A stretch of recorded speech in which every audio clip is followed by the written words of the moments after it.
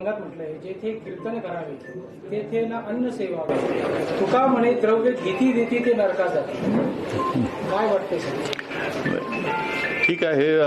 तुकाराम महाराजांनी त्याची पथ्य सांगितले असते तरी काळाच्या ओघात काही पथ्य बदलू शकतात. त्याच्याबद्दल हे नाही की जेवण करूच नाही असं तर काही म्हणता यायचं नाही.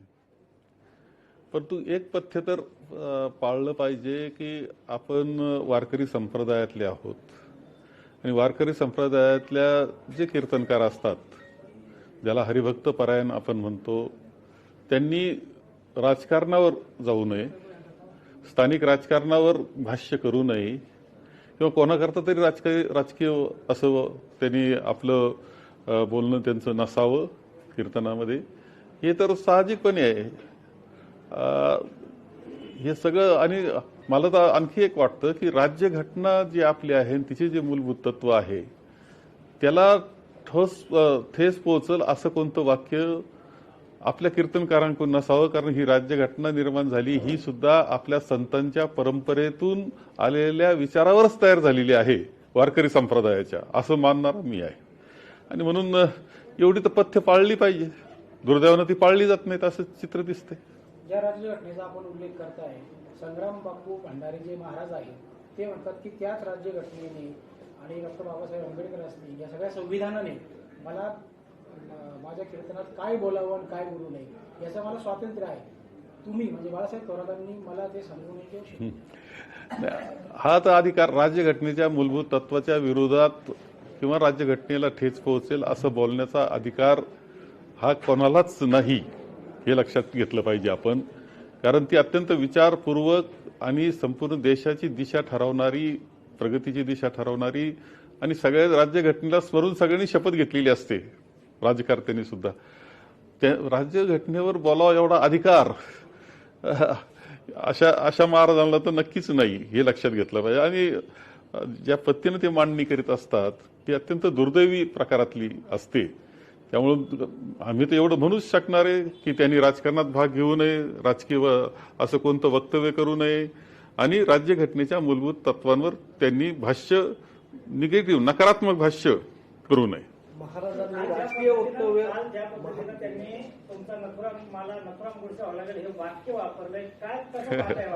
नाही. आता खरं त्या दिवशी घडलं काय त्या घोलेवाडीला कुणी त्यांचं हे थांबवलं नाही.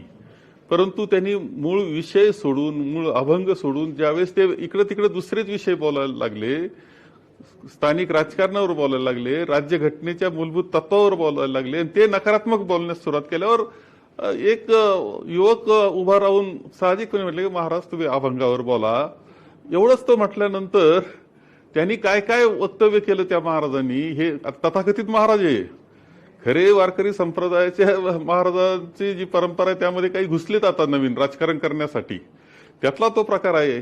आणि त्यांनी त्यानंतर जे केलं तर कुणीही त्यांचं कीर्तन थांबवलेलं नाही, कोणताही हल्ला त्यांच्यावर झालेला नाही, कोणत्या गाडीची त्यांची फोडतोड झालेली नाही. हे तुम्हा सगळ्यांना सुद्धा पत्रकार मंडळी तिथं होती तेव्हा सगळ्यांना माहिती आहे. परंतु खोट्या नाट्या केसेस करणं हे सगळे उद्योग सुरू झालेले आहेत. आणि हे माझं मत असं आहे की हे इथले लोकप्रतिनिधी असतील नाही ते हे महाराज असतील, हे खरं म्हणजे कोणाच तरी हाताचं खेळणं बनलेलं आहे की या तालुक्यात अस्वस्थता निर्माण करण्याकरता म्हणून. आणि हे महाराष्ट्रात असेच वक्तव्य करत फिरत असतात, ही वस्तुस्थिती आहे. त्यामुळं माझा नथुराम गोडसे व्हावं लागेल, नथुराम गोडसे प्रमाणे तुमचं म्हणजे मला महात्मा गांधींसारखं आम्ही तशा पद्धतीनं तुमच्यावर हे करू. खरं म्हणजे असं बलिदान तर मला आनंदानं घेईल मी. जर कुणी तत्वाकरता विचाराकरता म्हणून आम्ही जगत असताना कुणी जर आमच्यावर असा नथुराम गोडसे आमच्या पुढं आला एखादा तर ते बलिदान घेण्यामध्ये मला आनंद आहे. हे तुम्हाला स्पष्टपणे सांगतो. मी महात्मा गांधी नाही, पण त्या वैचारिक आपल्या विचाराकरताचं बलिदान हे आनंदानं स्वीकारण्याची तयारी माझी आहे. महाराजांनी राजकीय वक्तव्य केलं म्हणून विरोध झाला असं आपण म्हणालात. मात्र त्या ठिकाणी नेमकी मारहाण झाल्याचा देखील आरोप होतोय आणि आपल्या कार्यकर्त्यांनी मारहाण केल्याचा देखील आरोप होतो. याकडे कसं नाही, आरोप म्हणजे खोटे कलम लावणं, अटक होती म्हणजे नॉन बेलेबल कलम लावणं, याच्याकरता मग जे घातलं गेलं ते नवीन नवीन घातलं गेलं. वस्तुस्थितीमध्ये असं काहीही घडलेलं तिथे नाही. एक युवक उभा राहिला आणि तो असं म्हटला की महाराज अभंगावर आपण बोललं पाहिजे, एवढं झालं. आता त्याच्यावर ते बाकी त्यांनी जे वक्तव्य केलं त्यामुळे आणखी नाराजी वाढली. त्या मुलाला सायको आहे हा किंवा असे पद्धतीचे शब्द वापरल्यामुळे नाराजी वाढली. याच्यापेक्षा काहीही घडलेलं नाही. आणि नंतर लोकांना त्या कीर्तनामध्ये रस राहिला नाही, लोक उठून गेली.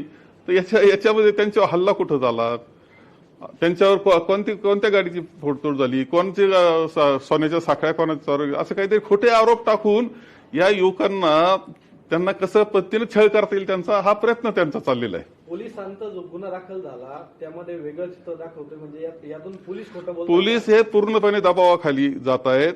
खरं ही स्वतंत्र यंत्रणा असते तिनं निपक्ष राहिलं पाहिजे. दुर्दैवानं ती यंत्रणा कोणाच तरी फोनमुळं दबावामुळं ती वागते.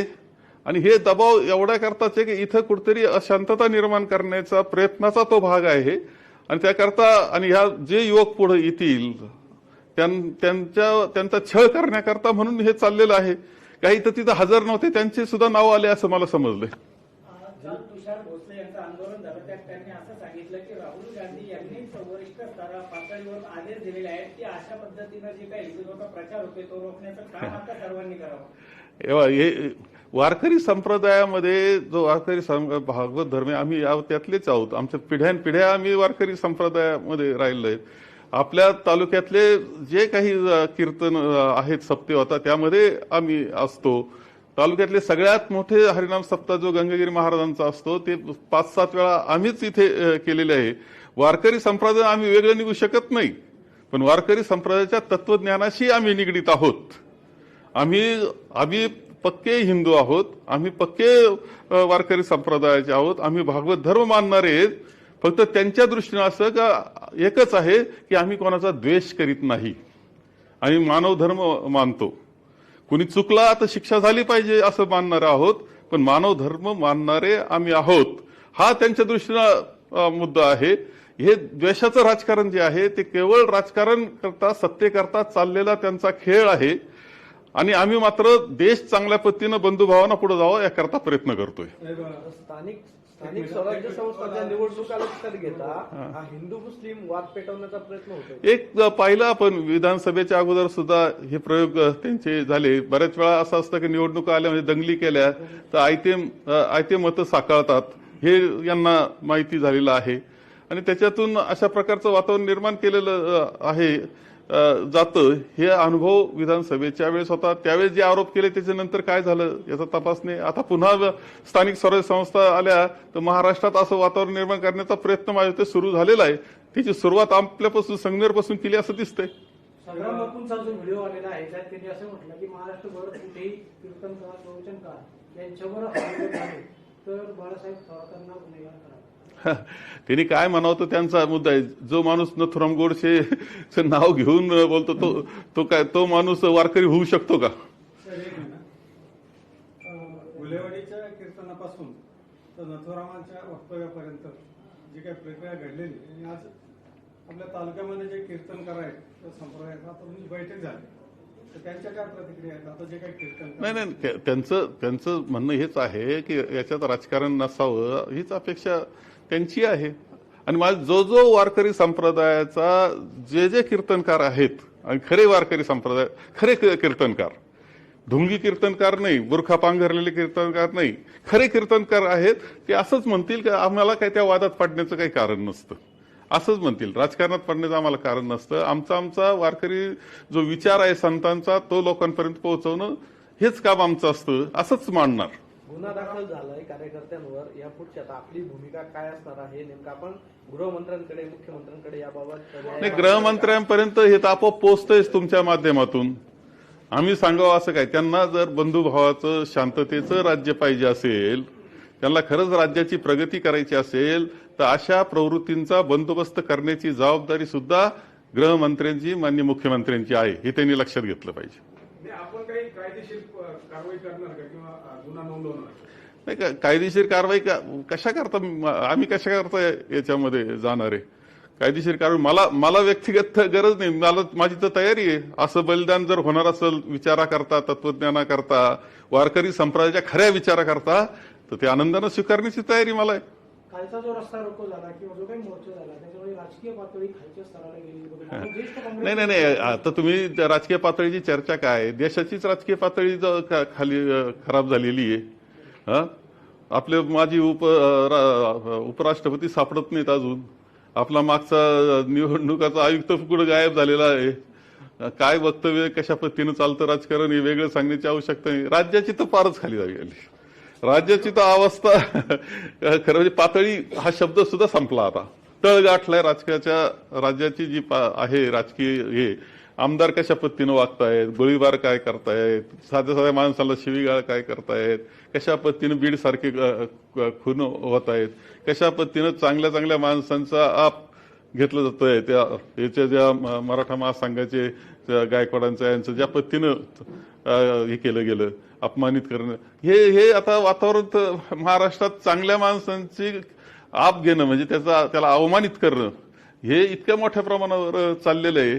त्यामुळे पातळी संगमनेरची काय, सगळ्याच पातळी अडचणीत आली ही वस्तूच ही राजकीय. विरोधी पक्ष जे आहे ते निवडणूक आयुक्तांविरोधात महाभियोग आणण्याचा प्रयत्न करत आहेत.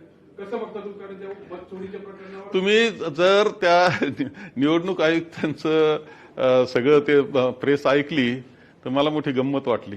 मला तर आता असं थोडंसं वाटून गेलंय की निवडणूक आयोगानं तरी कशा करता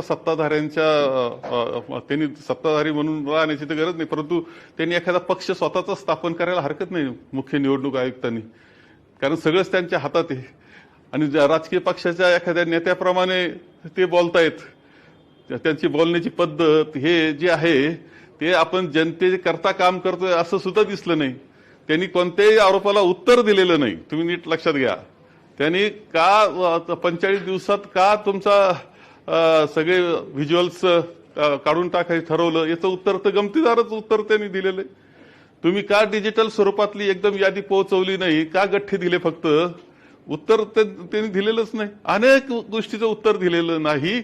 आणि ज्या पद्धतीचं त्यांचं भाष्य होतं ते एखाद्या राजकीय पुढऱ्यासारखं होतं.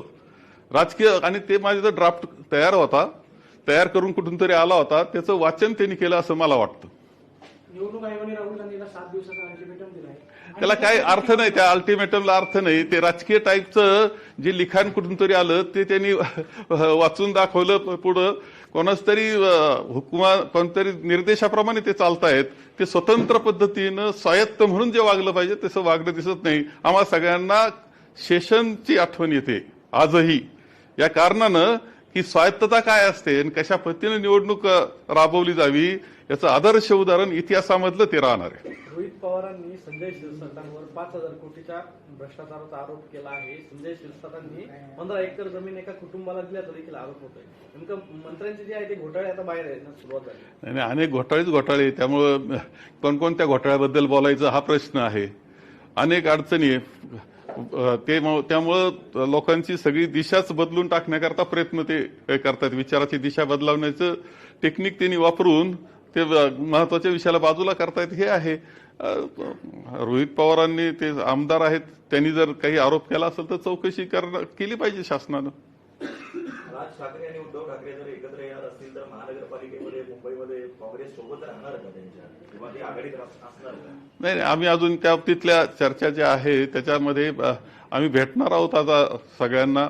माननीय पवार साहेबांना भेटणारे, उद्धवजींना भेटणारे, आणि त्याच्या चर्चेतून कशा पद्धतीनं पुढे जायचं हे ठरवू आम्ही. परंतु शेवटी आमच्या दृष्टीनं भारतीय जनता पक्ष, त्याचं तत्वज्ञान, त्याची कार्यपद्धती ही आम्हाला मान्य नाही. आम्ही त्यांच्या विरुद्ध काम करणार. तर संगमनेरमधून आता ज्यांनी 40 वर्ष लोकप्रतिनिधी म्हणून काम केलं त्या नेत्यांची नवीन आमदार जे अमोल खताळ त्यांनी डीएनए मागितलं. डीएनए तपासावा लागेल म्हणजे काय वाटतं?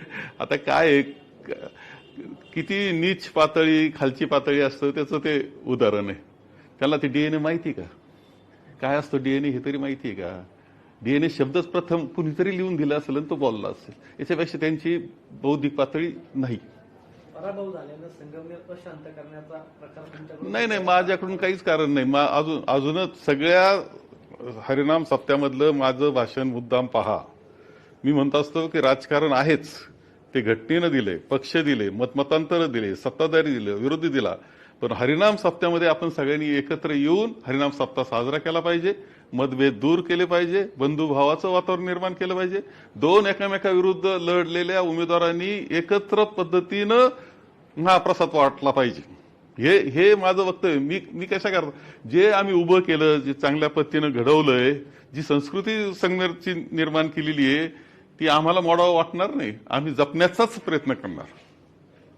कुठंतरी इथे संगमनेरामध्ये सहकार्याची मोठी सर्व उभी राहिली आहे, अनेक संस्था आहेत, हे सगळं मुंबईत काढण्यासाठी हे तर काहींचा हे तर शेवट टार्गेट तेच आहे. हे आपण जे म्हणता ते की संगमनेरचं म्हणजे आपल्या पुरतं जर बोलायचं ठरलं, महाराष्ट्राला याला सुद्धा हे वातावरण आहे, परंतु संगमनेरचा विकास मोडायचा आहे, संगमनेरमध्ये असलेली शांतता सुव्यवस्था बिघडवायची आहे, इथं वातावरण इतकं खराब करायचंय की दहशतीचं वातावरण निर्माण करायचंय.